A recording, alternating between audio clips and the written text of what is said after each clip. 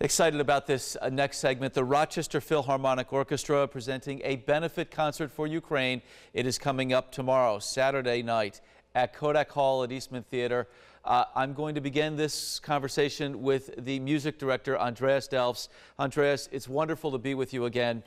Tell us how this idea came to be and what we can expect tomorrow night. Thank you, Mark. It's nice to be back. Well, we had a unique opportunity to do something that is what we always want to do at the RPO, which is connect the community through music. And when we saw that we had this opening on Saturday night, I was amazed how quickly everybody on our end jumped on the bandwagon and said, absolutely, we have to do this, we want to do this. And also how wonderfully quick the Ukrainian community in Rochester came along with us and helped us with the program and helped us making preparations and so forth. So I think it's going to be a very unique evening where we really can put our words to the test that the Rochester Philharmonic connects the community through music. The music itself, the program, what will the concert consist of?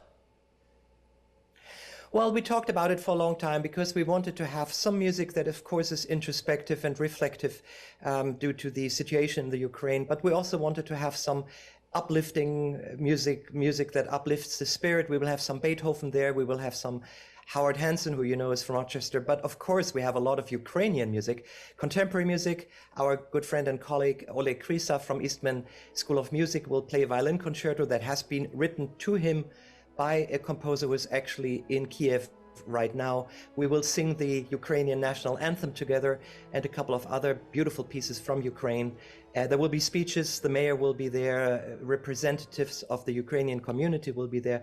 I think it will be a wonderful, intense evening to remember. Rock Maidan, the nonprofit organization that is part of the Ukrainian Cultural Center of Rochester, will see the proceeds from this concert. Solomia Laba is with us. Solomia, how will these proceeds be utilized?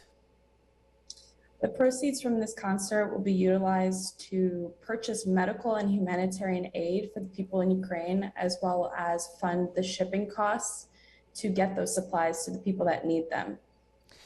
We are so far away geographically, and yet so many people in our community want to help, want to make a difference. Are you amazed at the response in our community? The response has been incredible. I mean, this is a very difficult time to be processing what's happening in Ukraine, but then to be seeing the outpour from everyone here in Rochester is incredible. Rochester really, truly comes together and supports in incredible ways. So many different businesses, organizations, people from all different walks of life have reached out to us and to the Ukrainian community and lending their support. There is that feeling of helplessness because we're so far away. On a personal level, does this help you feel like you are trying to do something in the face of what can be a situation that is filled with despair? Yeah, definitely. I mean, the situation is bigger than just one person. Our entire Rock Maidan board has been working tirelessly, as well as our volunteers. And even though we are so far away, the support and just having the hands working to sort these boxes of supplies that have been collected and purchased, it does make a difference. And we know that as soon as we get those boxes on the shipping containers and over there, it's going to make a much bigger difference. And we just keep that in mind because that is our goal. Such an important and worthy cause. We know that. Andreas, as we bring you back in, you touched on the music, but I'm wondering if there is a message in this music that people in our community can take and can be inspired by as well.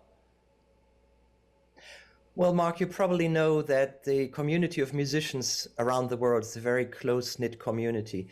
And of course, we want to play music, especially to show all the artists and musicians in the Ukraine that we think of them every day. But it's much more than that.